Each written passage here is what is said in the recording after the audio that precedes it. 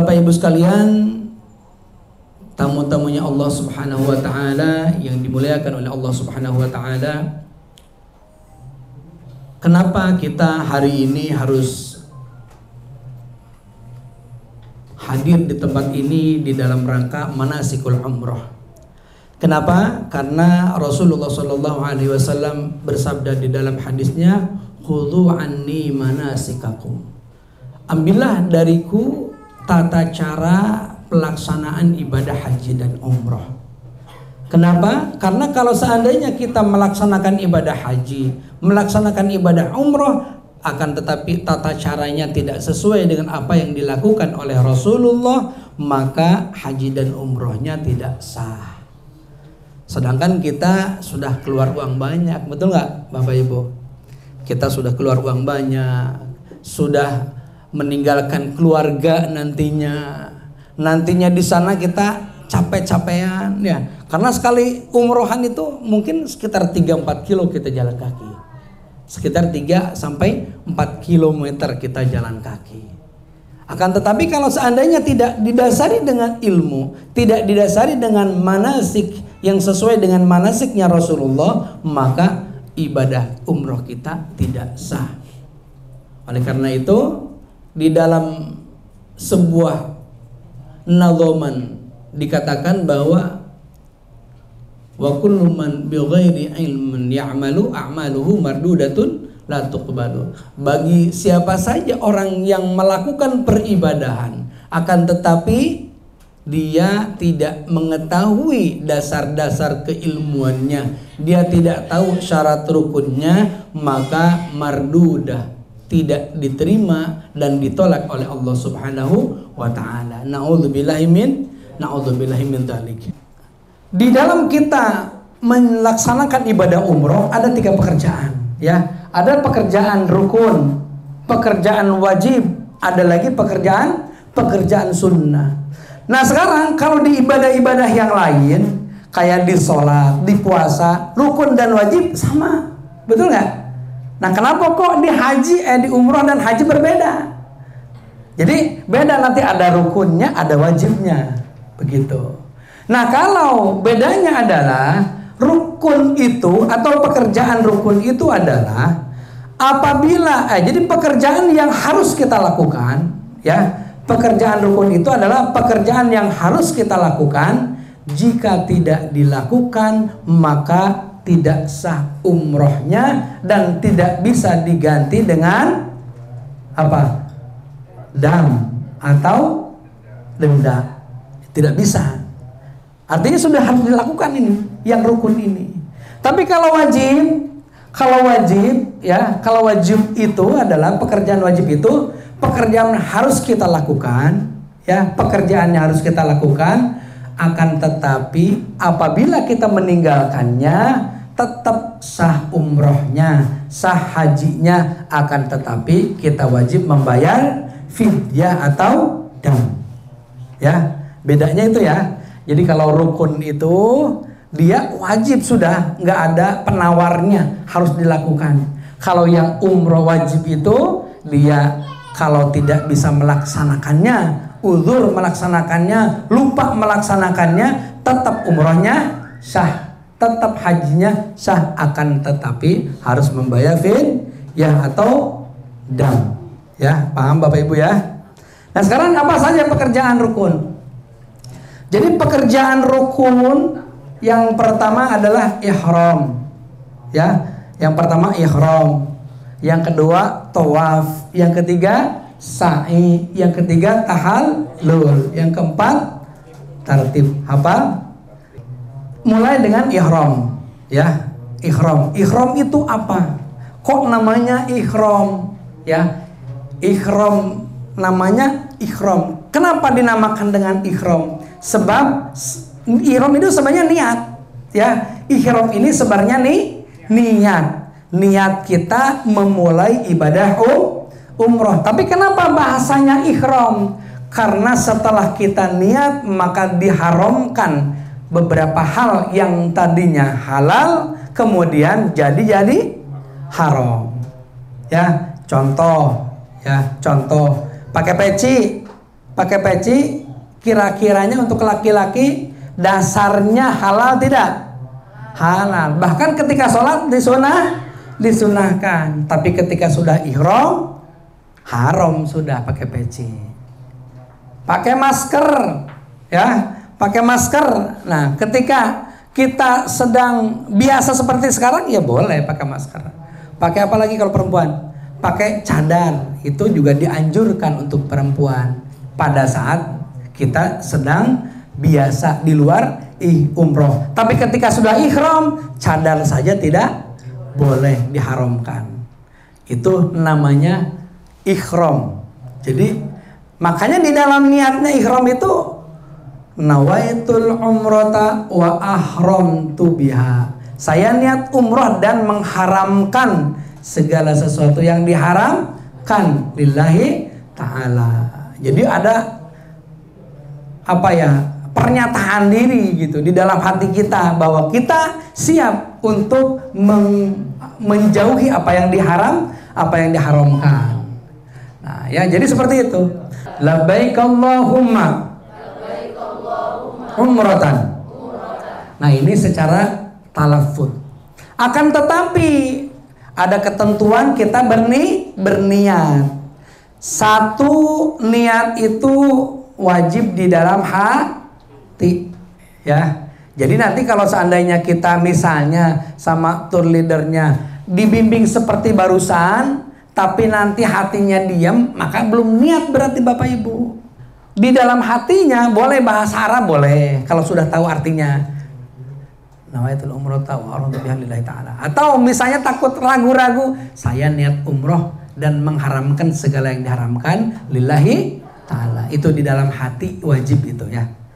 Paham ya? Jangan sampai nantinya sudah talafut bareng-bareng karena banyak ngobrol sama temennya, ya, sama yang duduk di sebelah bisnya, nggak taunya tidak niat di dalam hatinya. Berarti Bapak Ibu tidak niat, berarti sah nggak umrohnya?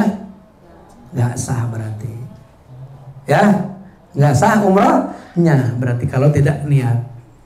Yang kedua, muqtaronan bi fi'lihi, harus bersamaan dengan kita awal melakukan pekerjaan.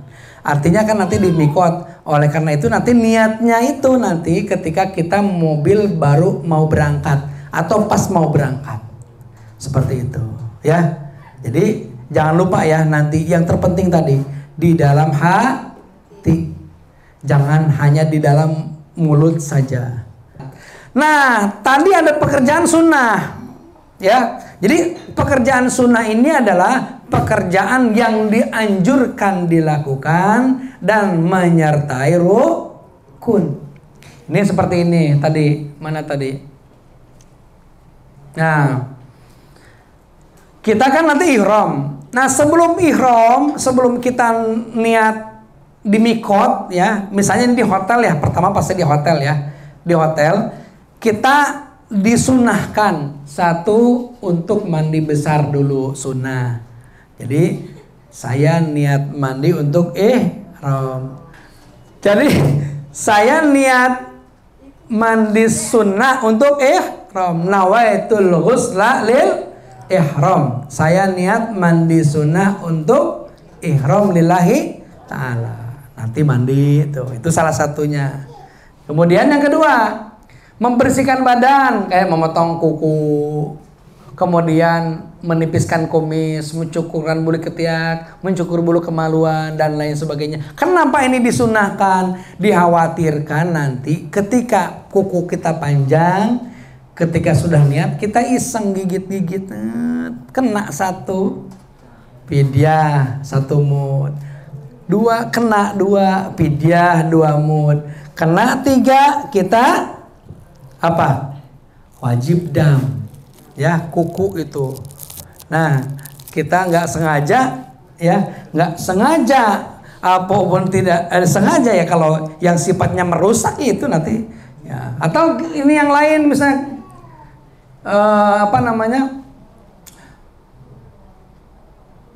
menipiskan kumis dan lain sebagainya, ya dikhawatirkan. Apalagi yang rambutnya rontok, kalau bisa dipendekin dah gitu. Ya, yang rontok khawatir daripada kita was-was ya. Seperti itu. Karena kalau lepas satu rambut dalam waktu yang bareng, maka satu mud. 2 rambut 2 mud. 3 rambut kena dam 1 ekor kambing. Ya, daripada kita dam 1 ekor kambing, mending kasih ke Pak Topik kambingnya buat nanti bulan haji ya. Seperti itu. Memakai minyak wangi di badan. Memakai minyak wangi di badan. Ingat ya, sunnah memakai minyak wangi tapi diusahakan di badan. Kenapa harus di badan? Karena misalnya gini, Bapak misalnya nanti pakai kain ihram. Pakai kain ihram. Dikasih minyak sebelum ihram. Boleh nggak? Boleh. Sebelum ihram boleh. Tapi nanti yang namanya laki-laki kan kadang-kadang kalau wudhu suka dilepas dulu. Ya, suka dilepas dulu. Misalnya kain ihramnya wudhu dilepas. Ketika sudah ihram nih, kita sudah ihram, dilepas. Nanti dipakai lagi kan? Nah, ketika dipakai lagi berarti kita memakai wangian. Berarti kena dam nantinya. Jadi si baju yang kain ihram yang tadi nggak boleh dipakai lagi kalau sudah dilepas. Boleh pakai wangian di baju di kain ihram, tapi jangan dilepas. Mau wudhu, mau apa, jangan dilepas. Kenapa? Kalau sudah dilepas tidak boleh dipakai lagi. Kenapa? Karena ada wangian. Seperti itu. Perempuan juga hati-hati, kerudung misalnya, pakai wangi kerudung boleh ya sebelumnya. Tapi misalnya kalau wudhu kemudian dibuka, kadang-kadang ya kerudung dibuka, taruh wudhu. Karena nanti Bu, Bapak Ibu, untuk umroh yang pertama terutama itu kan perjalanannya dari Madinah kan, Madinah terus ke Mekah. Nanti datang ke Mekah itu kan capek itu. Kita biasanya makan dulu, ya, kemudian istirahat dulu, wudhu dulu, kadang buang air dulu dan lain sebagainya. Nah itu nanti kadang ada acara melepas baju nantinya. Nah ingat, baju yang sudah pakai wangi-wangian jangan dipakai lagi. Ya. Baju yang sudah ada wangi-wangiannya dan masih wangi jangan dipakai lagi. Kenapa? Karena kalau kita pakai berarti kita memakai wangian. Paham ya? Ini hal kecil tapi suka lupa. Ya, hal kecil suka lupa seperti itu. Kan kita udah nih, kita ihram.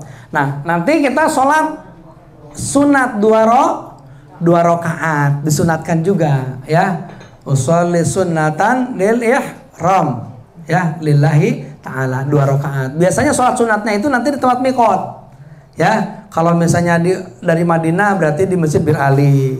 Kalau dari jalan-jalan Masjid Ji'rana. Kalau dari tempat unta ya, unta itu apa namanya, pemerasan unta tuh, nah itu biasanya di Hudaybiyah.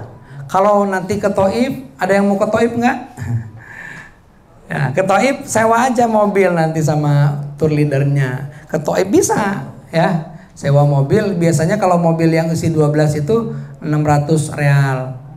Ada yang 400 real yang isinya cuma 4 orang apa 5 orang gitu. Patungan ya ke Thaif itu. Nah, nanti kalau dari Thaif itu pulangnya nanti mikot di Qarnul Manazil ya, seperti itu. Mudah-mudahan nanti Bapak Ibu semuanya bisa ke Thaif juga. Amin ya Allah ya rabbal alamin.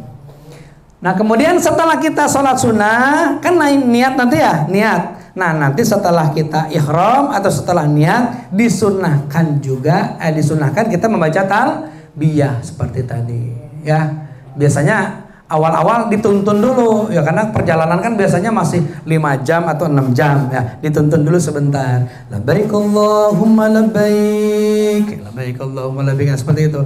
Nanti ke depannya ya sendiri ya di dalam hati ya. Intinya nanti Bapak Ibu sekalian, ketika sudah niat ihram, wala rafatha wala fusuqa wala jidala fil hajj. Tidak boleh kita berkata-kata kotor, tidak boleh kita marah kepada orang lain, tidak boleh ngomongin orang lain, tidak boleh bersumpah palsu dan lain sebagainya. Ya, kan kadang-kadang kalau perempuan nih lagi ngobrol berdua, kamu kemarin gini ya, enggak, sumpah. Nah itu kan sumpah palsu padahal iya. Nah itu jangan sampai kita lakukan. Kenapa? Karena itu membatalkan pahala umroh kita. Udah capek-capek ya, kemudian ternyata nggak ada pahalanya, tidak dapat apa-apa, kan sayang ya, seperti itu. Oke, lanjut. Jadi larangan-larangan yang harus kita jauhi pada saat kita sudah masuk ihram. Satu, menutup kepala. Untuk laki-laki tadi pakai peci, atau jangan iseng-iseng di bis karena dingin, kain umrohnya dikeatasin.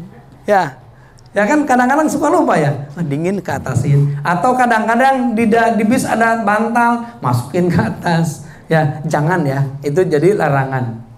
Kemudian yang kedua, mencukur rambut atau memotongnya walaupun sedikit. Ya, misalnya kita tiba-tiba gatel, nah, atau bulu hidung, biasanya kalau ini kan jarang ya, bulu hidung. Ini hidung teh kayaknya merepotkan nih. Satu, pidya tuh satu tuh, kalau satu. Dua, pidya 2 mud. Kalau sudah 3 berarti harus kambing. Ya, seperti itu. Ya, jadi jangan iseng ya. Kemudian memotong kuku, ya, atau menanggalkan kuku, baik dengan gunting atau dengan gigi kan bisa saja ya.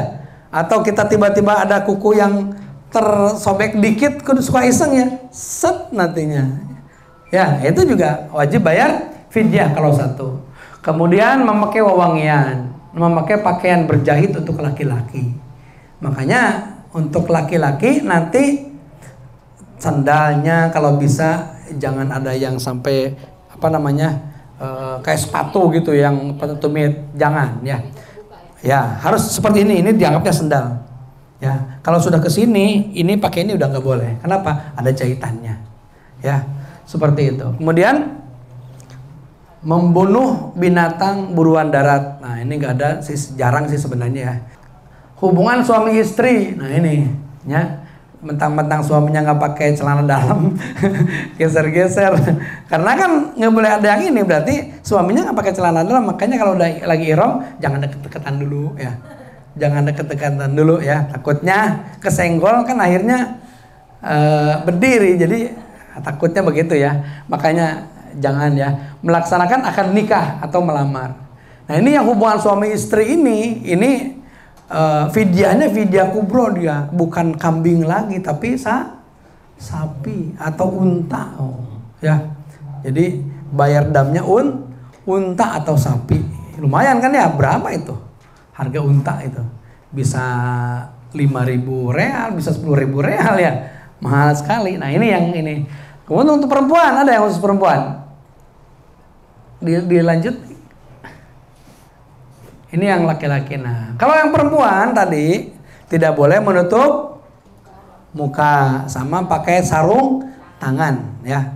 Jadi sarung tangan yang nyarung ya, sarung tangan yang nyarung, bukan sarung tangan yang bawahnya kelihatan, nggak apa-apa ya. Yang kedua setelah tadi ihram, yang kedua apa? Tawaf. Tawaf itu apa? Tawaf itu adalah mengelilingi Ka'bah sebanyak 7 kali dengan pasti ya, 7 kali dengan pasti dengan niat tawaf. Jadi di dalam hatinya niat ini lagi sedang tawaf gitu, bukan hanya keliling-keliling aja gitu kan. Di dalam hatinya ini saya keliling itu untuk tawaf gitu ya, dan ini yakin 7 kali putaran. Jadi kalau seandainya kita cuman 5 kali tidak tawaf, berarti itu bukan tawaf namanya ya.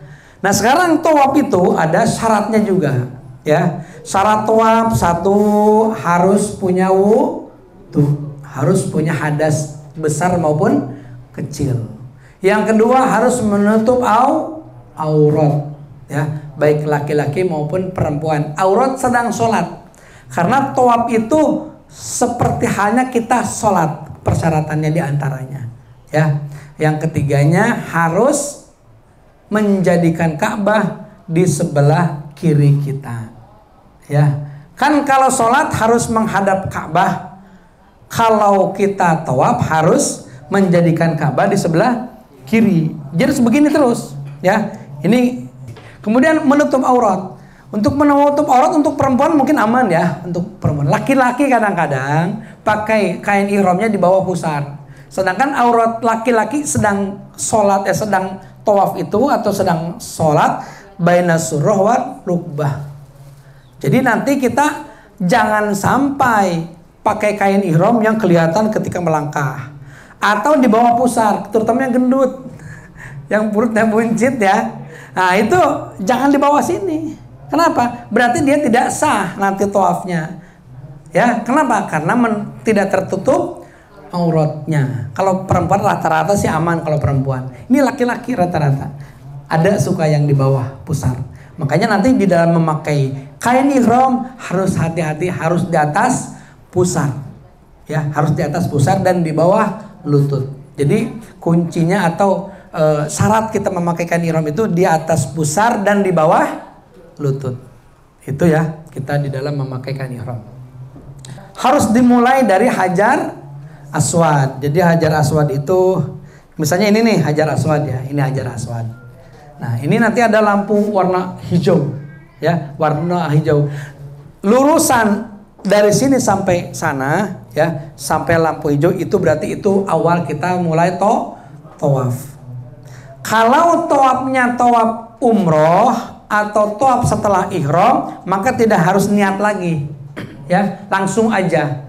Ya, langsung aja kita hitung 1. Langsung bismillahi Allahu akbar. Langsung ya. Tapi kalau seandainya tawafnya tawaf sunnah atau tawaf yang sendiri kayak tawaf wada, harus niat. Niatnya di Hajar Aswad ini. Ya, di sudut Hajar Aswad ini. Kalau misalnya kita niat sholat, karena biasanya begini Bapak Ibu, untuk kita masuk Masjidil Haram, Masjid Haram itu kalau untuk biasanya kita sholat tahiyatul masjid, kalau masuk Masjid Haram itu disunatkan tawaf gitu. Disunatkan untuk tawaf. Berarti tawaf sunat. Makanya begitu kita ke sini langsung saya niat tawaf sunat lillahi ta'ala gitu, mulai. Ya. Seperti itu. Jadi bismillahirrahmanirrahim, saya niat sholat tawaf sunnah. Atau kalau tawaf wada, saya niat tawaf wada lillahi ta'ala. Jadi niat kalau memang kita sholat tawafnya tawaf yang sendiri, yang tidak dirangkai dengan umroh, seperti itu. Nah, sunnah-sunnahnya di dalam tawaf ya. Pertama kita istilam ketika Hajar Aswad ya, Hajar Aswad bismillahi Allahu akbar langsung istilam. Begitu. Tapi nanti ada lagi ketemu lagi rukun yamani. Rukun yamani kita cuman bismillahi Allahu akbar, tidak istilam. Kenapa? Kita kan nggak ada yang dicium di situ. Ya, yang dicium cuma Hajar Aswad di sini. Ya. Nah, syukur-syukur sih bisa mencium Hajar Aswadnya. Ya, syukur-syukur. Tapi kalau susah, karena apalagi sekarang menjelang Ramadan ya lagi kreditnya lagi rame-ramenya. Ya, seperti itu. Jadi kita cukup istilam. Bismillahi Allahu akbar. Kita kalau langsung hukumnya bisa haram gitu. Kenapa? Membahayakan diri kita. Apalagi yang kondisinya lemah, ya, yang kondisinya kurang ini gitu. Perempuan, kalau saya sih tidak menganjurkan untuk ke Hajar Aswad. Kenapa? Nantinya akan tersentuh sama laki-laki, terdempet sama laki-laki kalau untuk perempuan itu. Ya, mendingan kalau perempuan kalau mau ya kita cium Ka'bahnya saja, lebih mudah. Atau sholat di Hijri Ismail. Nah, itu lebih mudah dan lebih memungkinkan. Kalau ke sini juga mungkin memaksakan diri. Tapi kalau nantinya kita jadi sakit, jadi misalnya pingsan dan lain sebagainya, ya mendingan jangan ya. Kalau untuk mencium secara langsung Hajar Aswad. Nah, kemudian sunat bagi pria, khusus pria, bahu kanan terbuka, ittiba yang tadi seperti yang diinikan, ya. Jadi bahu kanannya terbuka, ya, seperti itu. Kemudian berlari-lari kecil 3 putaran pertama, ya, ketika tawaf yang pertama kali saja. Jadi ketika kita baru datang nih, kita tawaf yang pertama, kita di 3 putaran yang pertama lari-lari kecil.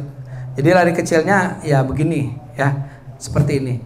Jadi jangan mengganggu orang lain gitu ya. Kecepatannya sama dengan yang perempuan, cuman kita agak jincet gitu namanya, ya, seperti itu. Tapi kalau perempuan ya perempuan biasa aja, ya, jalan seperti biasa, ya. Kemudian mengusap rukun yamani, seperti tadi, karena mengusap rukun yamani maka karena tidak memungkinkan biasanya, jadi melambaikan tangan dari jauh tanpa dikecup. Jadi kalau rukun yamani, yang ini kan rukun Hajar Aswad, rukun yamani kita cukup Bismillahi Allahu Akbar, melambai saja. Ya, nanti untuk bacaan ketika tawaf tidak ada bacaan khusus kecuali antara rukun yamani dan rukun Hajar Aswad.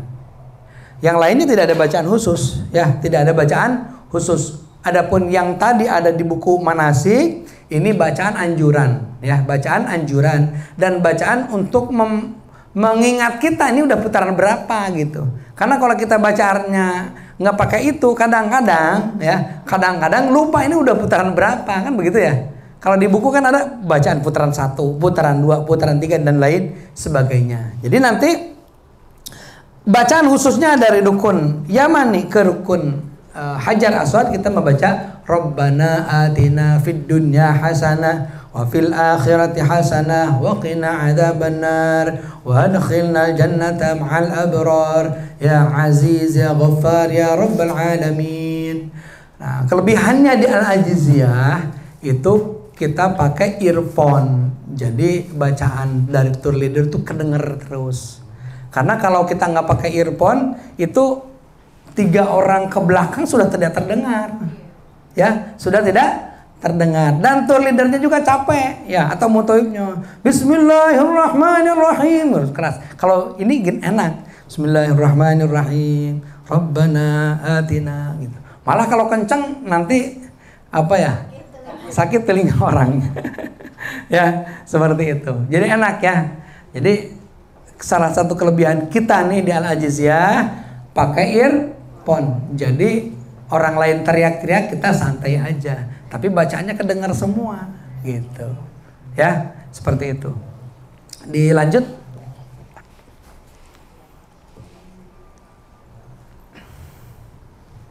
Ini kita membaca Rabbana fid dunya hasanah selesai 7 putaran, salat 2 rakaat, berdoa di multazam, ya. Seperti itu. Kemudian minum air zam-zam. Jadi nanti setelah kita selesai tawaf, kita kan akan menuju tempat sa'i. Nah, nanti setelah kita selesai tawaf, sholat sunat 2 rakaat, berdoa, kita ke tempat sa'i. Nah, kita ketika masuk ke tempat sa'i itu, kita minum air zam-zam dulu. Minum yang banyak di sana itu, ya. Minum sebanyak-banyaknya. Kenapa? Di dalam air zam-zam itu terdapat keberkahan. Ya. Apalagi di dalam salah satu hadis dikatakan ma'uz zamzam lima syuribalahu. Jadi air zam-zam itu tergantung daripada niat orang yang meminumnya. Niat ingin sehat. Misalnya ada yang punya penyakit nih, saya ingin sehat, ya kita minum. Ingin kenyang, saya lagi lapar, kita niatkan ingin kenyang. Ingin nikah, yang belum nikah, ya kita niatkan. Gak apa-apa, insya Allah diijabah. Asal jangan niatnya ingin nikah lagi. Jadi kalau di sana itu makom ijabah, mustajab. Jadi ibu-ibu kalau suaminya berdoa harus didengarkan doanya, ya. Jangan main amin aja. Takutnya doa pengen nikah lagi, ibunya mengaminkan. Amin. Jadi ya di sana makom mustajab, ya, sangat diijabah gitu doa-doa kita, ya.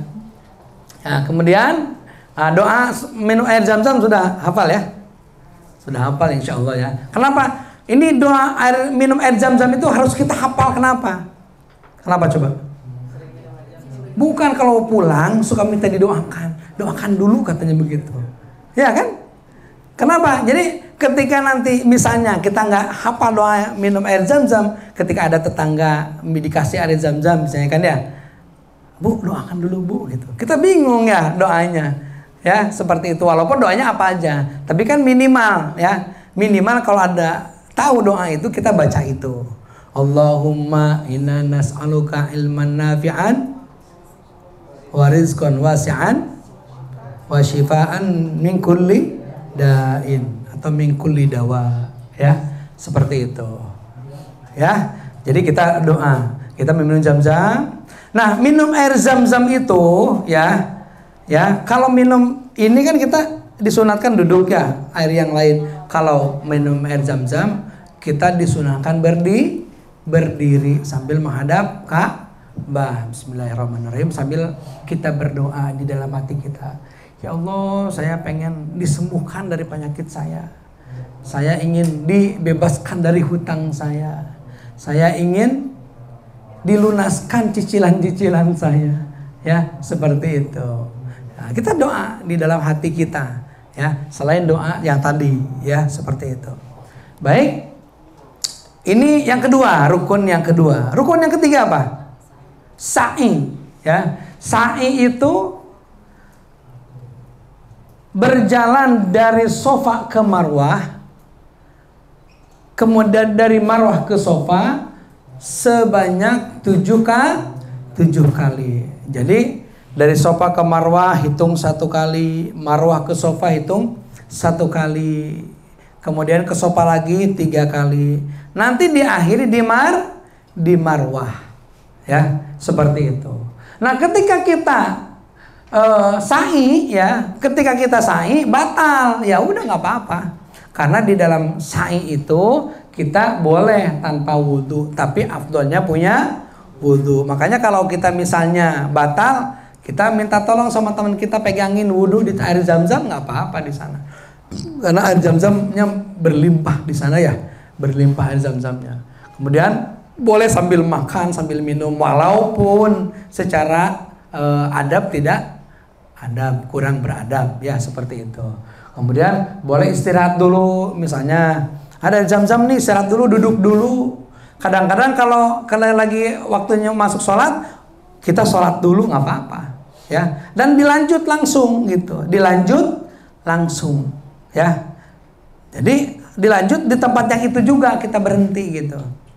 Nah, jangan sampai begini. Nah, ada kejadian misalnya, kan dari antara Sofa Marwah itu ada tempat apa ya?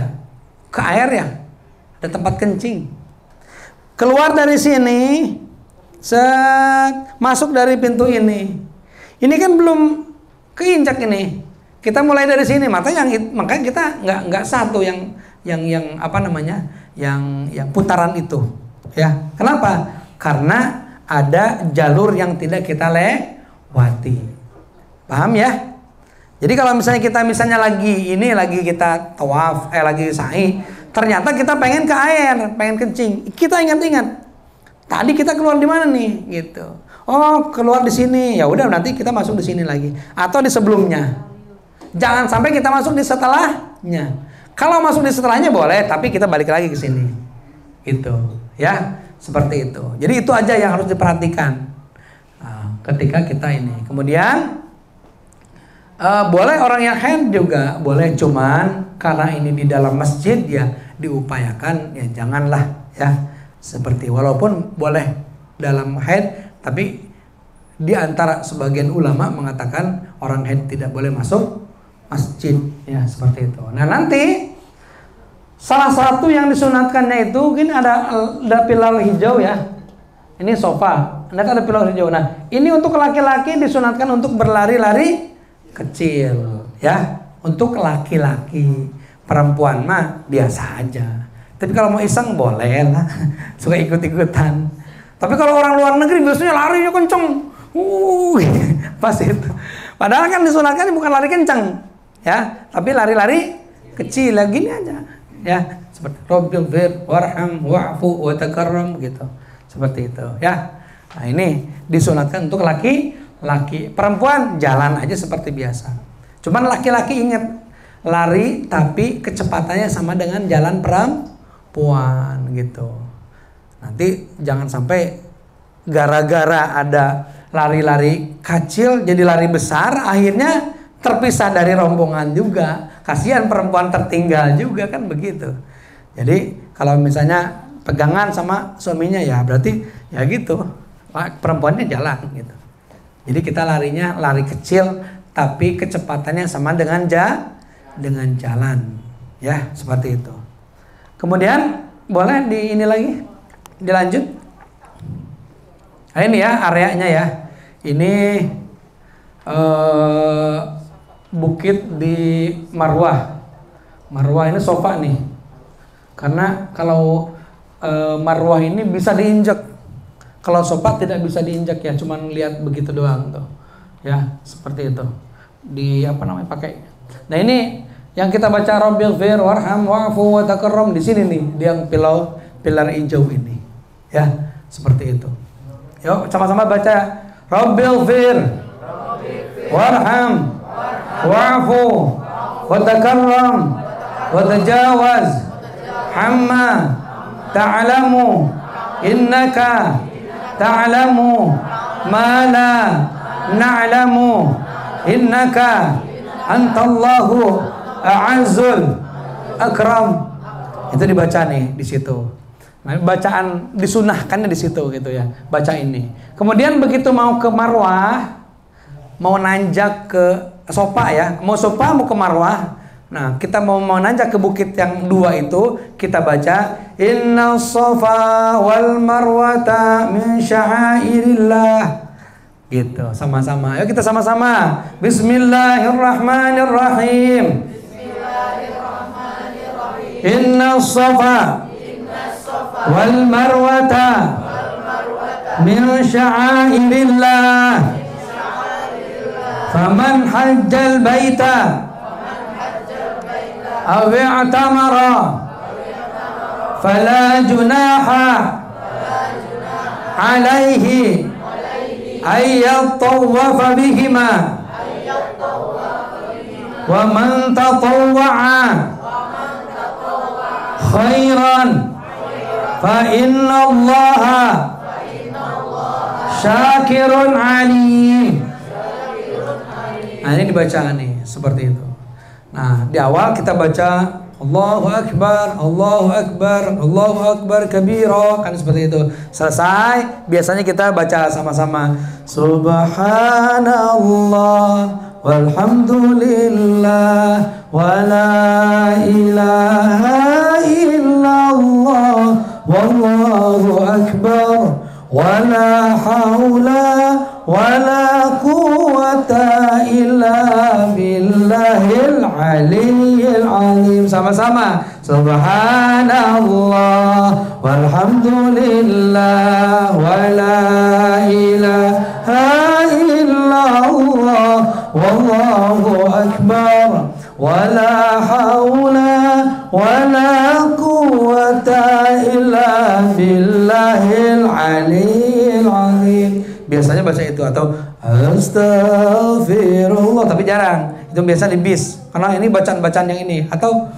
Allahumma salli wa sallim ala sayyidina Muhammadin tibbil qulubi wa dawaiha wa afiyatil abdani wa shifaiha wa nuril absari wa dhiyaiha wa ala alihi wa sahbihi wa sallim. Nah, itu sambil di dalam hati kita minta doa kesehatan.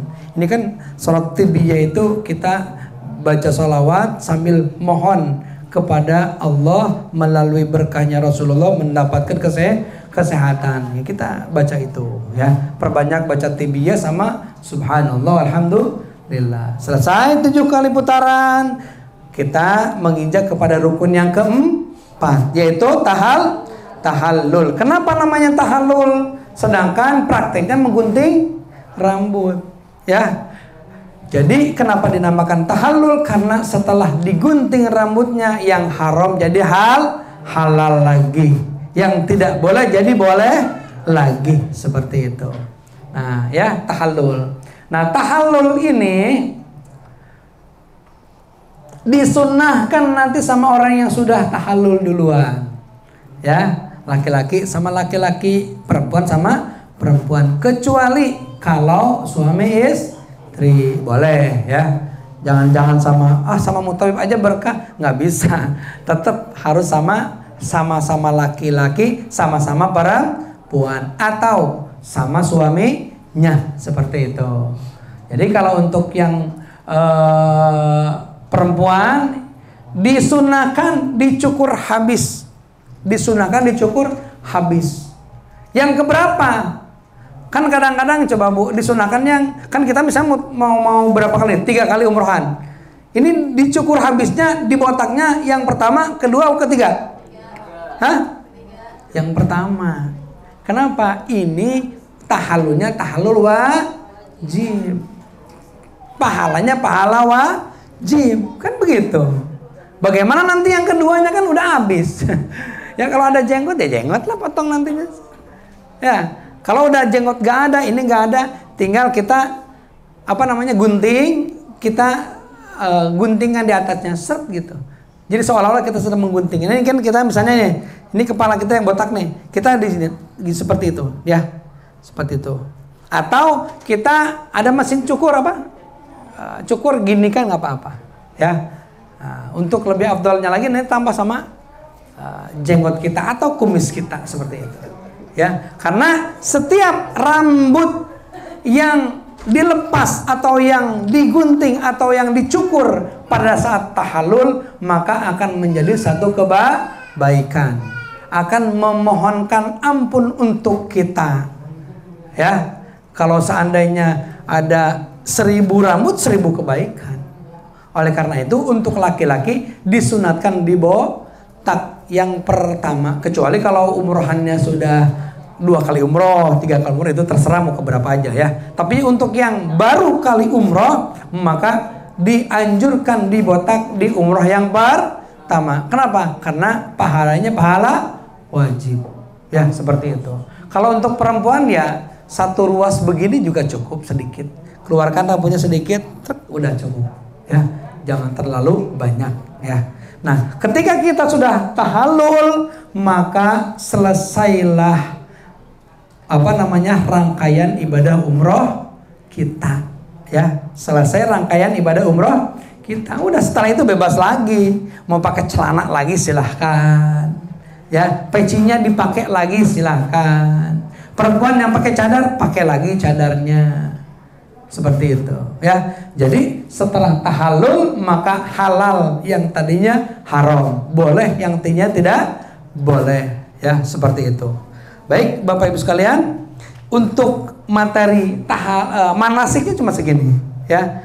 Jadi materi manasiknya cuma sebentar. Barangkali ada pertanyaan, silakan dipertanyakan Bapak Ibu.